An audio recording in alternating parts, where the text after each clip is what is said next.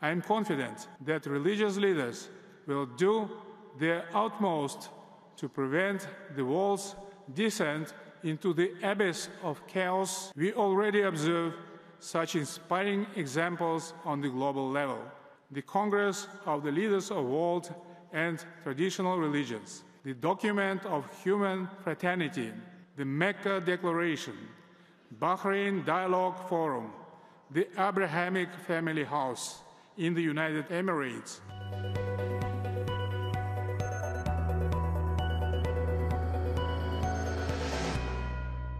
Kazakhstan is considered one of the most fitting places to bring together religious leaders. It's a country where more than 100 ethnic groups and 18 religious denominations have coexisted peacefully, a harmony that has been a point of pride since the country's independence. The 8th Congress of Leaders of World and Traditional Religions is taking place at two iconic venues in Kazakhstan's capital, Astana.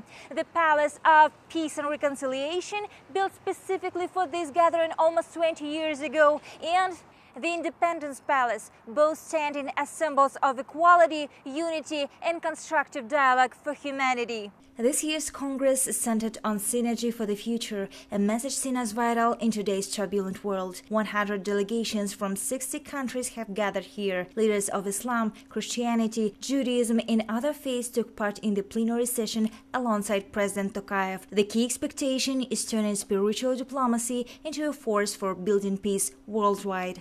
It is very important to find new ways, new mechanisms to mitigate problems in the world. Kazakhstan considers that spiritual diplomacy could be an effective instrument in this context because spiritual diplomacy has huge potential. 80% of the world's population identify themselves with a religion or religious organization. Global conflicts surfaced at the Congress, shifting the tone of discussion. Against the backdrop of the UN's recognition of Israel's actions in Gaza as genocide, the voices of Judaic organizations stood out. Israel's chief Ashkenazi rabbi, Kalman Meir-Ber, recalled October 7, 2023, urging fellow leaders to call for the release of hostages. These appeals also raised a larger question: how to channel grief into dialogue. لقد أثبتت التجارب أن للقادة الروحيين أثراً مهماً في الدور الاستراتيجي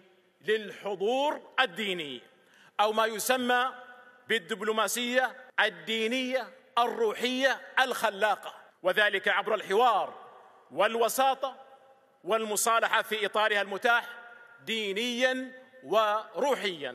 For the first time, the UN Alliance of Civilizations held a session at the Congress on protecting religious sites. With threats growing in conflict zones, the alliance is mapping places of worship worldwide. Kazakhstan itself is home to many, including the mausoleum of Hoja Ahmed Yasawi, a UNESCO World Heritage Site, and Beket Ata in Mangistau. While in war-torn regions, such heritage remains at risk. Unfortunately, in the war, you know that where is war, there's destruction.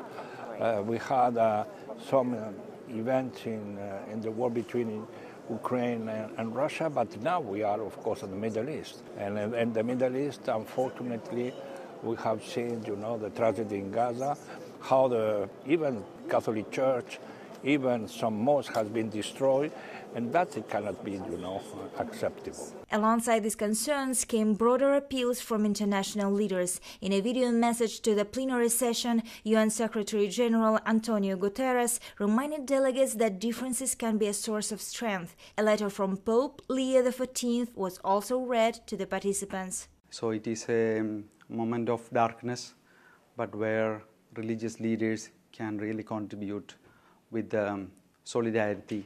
His Holiness is telling that solidarity is the synergy in action. We work together, especially with the religious impulse. We can send positive messages and make this world better with our common efforts to work together. Over 3 days, the Congress featured bilateral meetings and expert roundtables, with President Tokayev presenting honorary medals to delegation heads. It concluded with the Astana Declaration of Peace, calling for interreligious dialogue and joint action against hate and violence. The 9th Congress is set to take place in Astana in 2028.